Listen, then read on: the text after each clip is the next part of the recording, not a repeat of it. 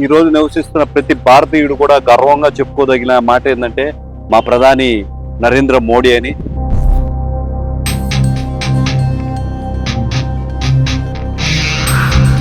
ధీటుగా సమాధానం చెప్పగలిగిన నాయకుడు నరేంద్ర మోడీ గారు. సింహం ఒక అడుగు వెనక్కి వేసిందంటే అది భయపడని కాదు. నెట్ పేపర్ లీకేజ్ విషయంలో ఖచ్చితంగా తప్పు జరిగింది. 10 ఏళ్లు జైలు శిక్ష వేసే విధంగా నిర్ణయాలు తీసుకున్నారు. విద్యార్థుల మీద దాడిని ఖండిస్తున్నాం. రాబోయే రోజుల్లో ఇటువంటి చర్యలు మరీ పునరావృతం కాకూడదు. కావాలని నరేంద్ర మోడీ గారు వాంటెడ్ గా ఈ ప్రశ్నాపత్రం లీక్ చేశారా? అప్పట్లో అల్లూరి సీతారామరాజు గారు, భగత్ సింగ్ గారు ఏ విధంగా అయితే ఉన్నారో ఈరోజు జాతి గొప్పగా చెప్పుకోగలిగిన నాయకుడు నరేంద్ర మోడీ గారు కూడా.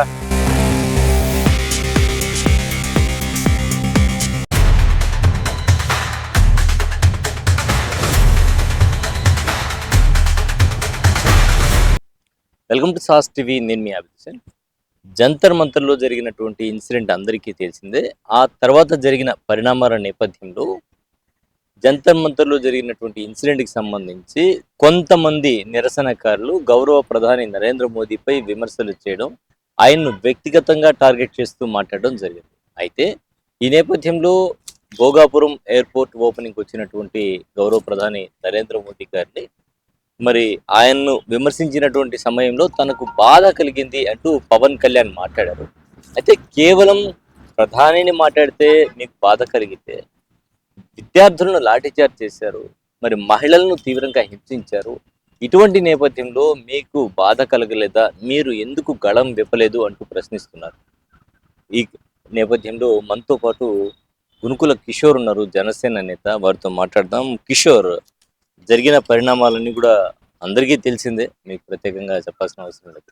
నేపథ్యంలో పవన్ కళ్యాణ్ వ్యాఖ్యానించినటువంటి తీరు మీద సోషల్ మీడియాలో కొంతమంది నెటిజన్లు కామెంట్స్ చేస్తూ ఉన్నారు. దీని మీద మీరేమంటారు? వాళ్ళు ఏమంటారంటే ప్రధానిని విమర్శించడం, ప్రధానిని వ్యక్తిగతంగా టార్గెట్ చేయడం, దీన్ని ప్రతి ఒక్కరు ఖండించాల్సిందే, నో డౌట్ దాంట్లో. అయితే ఎవరైతే పోలీసులు అనుచితంగా ప్రవర్తించారో ఆ సమయంలో కూడా పవన్ కళ్యాణ్ మాట్లాడితే బాగుండేది, ప్రశ్నిస్తాను అంటూ వచ్చినటువంటి పవన్ కళ్యాణ్ ప్రశ్నించడం మర్చిపోయారు అనే విధంగా కామెంట్స్ వస్తున్నాయి. దీని మీద మీరేమంటారు? లేదండి, ఖచ్చితంగా ప్రశ్నించే పవన్ కళ్యాణ్ గారు ఎప్పుడు కూడా జవాబుదారితనంతోనే ఉన్నారు. ప్రజల సైడ్ మాట్లాడడానికే సిద్ధంగా ఉన్నారు. దేశంలో ఈ రోజు నివసిస్తున్న ప్రతి భారతీయుడు కూడా గర్వంగా చెప్పుకోదగిన మాట ఏంటంటే మా ప్రధాని నరేంద్ర మోడీ అని. అదే భావాన్ని ఈ రోజు పవన్ కళ్యాణ్ గారు చెప్పారు. గతంలో మన ఆర్థిక పరిస్థితి చూస్తుంటే ఖజానాలో ఉన్న బంగారం తాకట్టు పెడితే తప్ప మన భారతదేశం ఒక పూట గడపలేని పరిస్థితి ఎదుర్కొన్నాం. ఈ రోజున ప్రపంచంలోని ఆర్థిక వ్యవస్థలో ఒకటిగా భారతదేశం ముందుకు నడుస్తుందంటే ప్రధాని నరేంద్ర మోడీ గారి గౌరవ సలహాలు సూచనలు పాటించడం వల్ల, భవిష్యత్తు మీద ఆయనకున్న పట్టు వల్లే అని చెప్పి ఖచ్చితంగా మనం తెలియజేసుకోవచ్చు. ముఖ్యంగా నీట్ పేపర్ల విషయంలో అయితే ఒక తప్పు జరగకూడదు, ఇటువంటి తప్పు జరగకూడదనే ఉండాలి. ఈ తప్పును ప్రేరేపిస్తూ చట్ట వ్యతిరేక, సంఘ వ్యతిరేక కార్యక్రమాలు నిర్వహిస్తున్న కొంతమంది ఆలోచనలకు లోబడి విద్యార్థులు నిరసించిన విధానాన్ని, ఏదైతే వాళ్ళు ఎండగట్టిన, వాళ్ళు మాట్లాడిన భాషని, వాళ్ళ ప్రవర్తనని చూసి బాధేసిందని చెప్పారే కానీ నీట్ సమస్య గురించి ఖచ్చితంగా పరిష్కరించబడే పరిస్థితి ఉంది.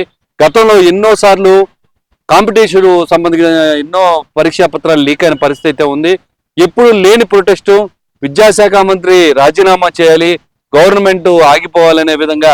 విద్యాశాఖ మంత్రి రాజీనామా అంటే గతంలో కూడా చాలా మంది ఇటువంటివి జరిగినప్పుడు, అంటే రైలు పడిపోయినప్పుడు అలాంటి సందర్భాల్లో కూడా వాళ్ళు రాజీనామా చేసినటువంటి సందర్భం ఉంది. ఓకే, విద్యాశాఖ మంత్రి రాజీనామా చేయడం వల్ల సమస్య పరిష్కారం అవుతుందా లేదా అనేది కాకపోతే విద్యార్థులు ప్రొటెస్ట్ చేసినప్పుడు మాట్లాడి ఉంటే బాగుండేది అనేది చాలా మంది చెప్పేటువంటి మాట. దీని మీద మీరేమంటారు? ప్రధానమంత్రి గారు ఒక మంచి విజన్ ఉన్న నాయకుడు, దీనిలో అయితే సమస్య లేదు. దేశ సరిహద్దు దాటిన తర్వాత కూడా జాతి ఎవరికి తలవంచదు అని చెప్పి ధీటుగా సమాధానం చెప్పగలిగిన నాయకుడు నరేంద్ర మోడీ గారు. సింహం ఒక అడుగు వెనక్కి వేసిందంటే అది భయపడని కాదు, దాని టార్గెట్ ని రీచ్ అవ్వడానికి నరేంద్ర మోడీ గారు సంయమనం పాటించి ఏం జరుగుతుందో చూసి, పిల్లల్ని ఎవరు ఉద్రేకపరుస్తున్నారు, సంఘ విద్రోహ చర్యలు ఎవరైతే ఉన్నారో వీళ్ళ టార్గెట్ ఏంది తెలుసుకోవడానికి నరేంద్ర మోడీ గారు ప్రయత్నించారు. నెట్ పేపర్ లీకేజ్ విషయంలో ఖచ్చితంగా తప్పు జరిగింది. ఈరోజు కొత్త చట్టం తీసుకొచ్చారు. 10 ఏళ్లు జైలు శిక్ష వేసే విధంగా నిర్ణయాలు తీసుకున్నారు. లాఠీ చార్జ్ ఇటువంటివి ఉన్మాదంగా వ్యవహరిస్తున్న వాళ్ళని ప్రలోభ పెడుతున్న వాళ్ళని కట్టడి చేయడానికి చేశారే కానీ విద్యార్థుల మీద దాడిని ఖండిస్తున్నాం. అదేవిధంగా రాబోయే రోజుల్లో ఇటువంటి చర్యలు మరీ పునరావృతం కాకూడదు. సమస్య అనేది ఖచ్చితంగా వస్తుంది, దాన్ని పరిష్కరించుకునే మార్గాలు ఎతకాలి, అంతేగాని దేశాన్ని దేశ ప్రధాని మనం తిట్టే విధంగా ఉండకూడదు.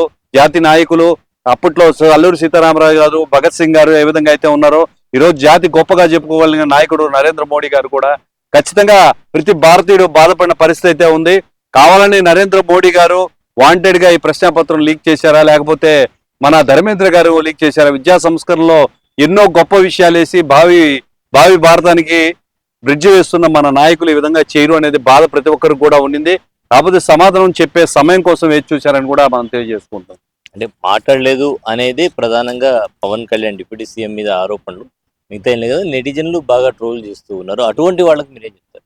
ఇది దేశవ్యాప్తంగా నీట్ అనేది దేశవ్యాప్తంగా జరిగిన తప్పండి. దీన్ని ఖచ్చితంగా కూడా దాన్ని సమస్యకి ఎవరైతే కారకులు అయ్యారో వాళ్ళందరి మీద చర్య తీసుకోవాల్సిన పరిస్థితి ఉంది. ఆలోచించి తీసుకోవాల్సిన నిర్ణయానికి ఆందోళన చేసి రచ్చకెక్కి రోడ్లు ఎక్కినంత మాత్రాన ఏం కాదు. ఈరోజు గతంలో ఎన్నడూ లేని విధంగా పరీక్షా పేపర్ల లీక్ విషయంలో 10 ఏళ్ళు జైలు శిక్ష విధిస్తామని చెప్పి నరేంద్ర మోడీ గారు ఒక కొత్త చట్టాన్ని తీసుకొచ్చారు.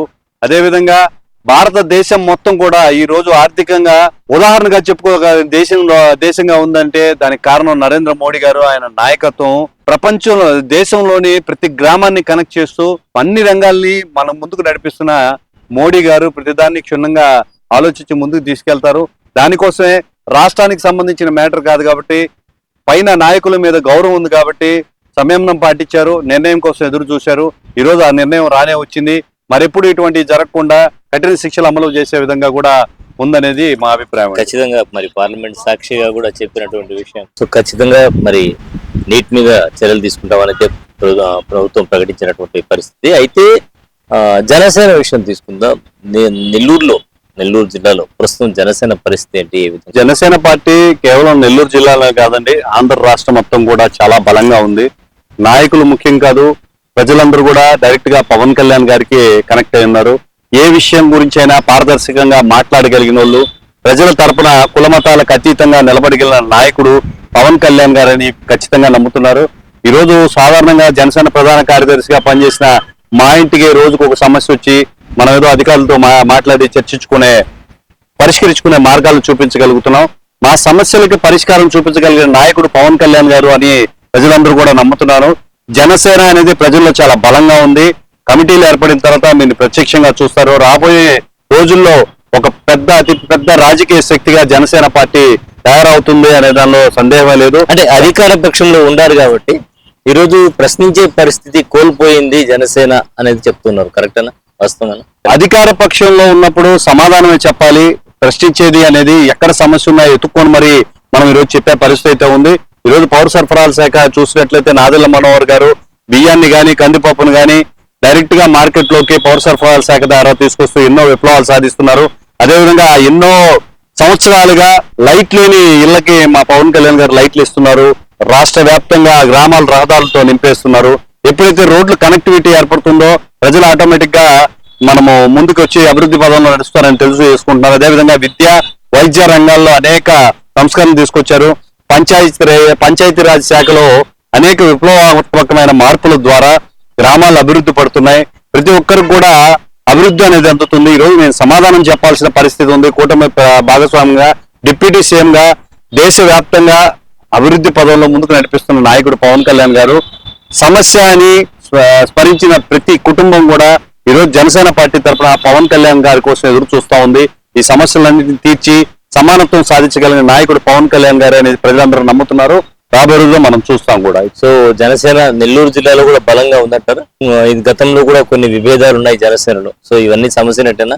ఖచ్చితంగా ఈ కమిటీలో నాయకత్వం ఎవరైతే ఉందో వాళ్ళు కొన్ని వర్గాలు అయితే ఉన్నాయి, కానీ నాయకత్వం కేవలం జనసేన నాయకత్వం కేవలం పవన్ కళ్యాణ్ గారి మీద ఆధారపడి ఉంది. రాష్ట్ర వ్యాప్తంగానే కాకుండా దేశం మొత్తం మీద కూడా పవన్ కళ్యాణ్ గారికి అభిమానులు ఉన్నారు. ఆయన ఏం మాట్లాడుతున్నారు, ఏం జవాబు చెప్తున్నారు అనేది కూడా ప్రజలందరూ క్షుణ్ణంగా పరిశీలిస్తున్నారు. రేపటి తరం నాయకుడు పవన్ కళ్యాణ్ గారు, యంగర్ జనరేషన్ అంతా కూడా ఆయన పూర్తి అధికారంలోకి రావాలి, అనేక సంస్కరణలు మనకు అందాలి, ప్రజల మధ్య సమానత్వం నెలకొల్లాలి అనే విధంగా ముందుకు నడుస్తున్నారు. దీనిలో అయితే సందేహం లేదు. జనసేన పార్టీ ప్రజల్లో చాలా బలంగా ఉంది. రాష్ట్రంలోనే కాదు దేశం మొత్తం మీద కూడా దేశభక్తి గల నాయకుడు పవన్ కళ్యాణ్ గారికి అనేక రకాలైన మద్దతులు ఉన్నాయని కూడా తెలియజేస్తుంది. గౌరవ ప్రధాని నరేంద్ర మోదీ మీద ఎప్పుడైతే వ్యాఖ్యలు చేశారో, అంటే వ్యక్తిగతంగా ఎవరి మీద కూడా వ్యక్తిగతంగా వ్యాఖ్యలు చేయడం సరైన పద్ధతి కాదు. వ్యక్తిగతంగా వ్యాఖ్యలు చేసినటువంటి సందర్భాన్ని బట్టి పవన్ కళ్యాణ్ మాట్లాడడం జరిగింది, కానీ దీని మీద నెటిజన్లు మాట్లాడడం సరైన విధానం కాదు. అలాగే నీట్ సమస్య కూడా కేంద్ర ప్రభుత్వం పరిష్కారం చూపింది కాబట్టి ఇక ఆ సమస్య కూడా పూర్తిగా సమస్య పోయినట్టే. మరోవైపు జిల్లాలో తీసుకుంటే జిల్లాలో జనసేన బలోపేతం అవుతుంది కూడా అని చెప్పి తెలియజేస్తూ ఉన్నారు. విభేదాలు ఉన్నమాట వాస్తవమే, కానీ అందరూ కలిసి పనిచేస్తాం ఒకే నాయకుడి కింద అని చెప్పి తెలియజేస్తున్నారు. కెమెరామెన్ మహేష్ తో Hussain sauce TV Nellore. Thank you.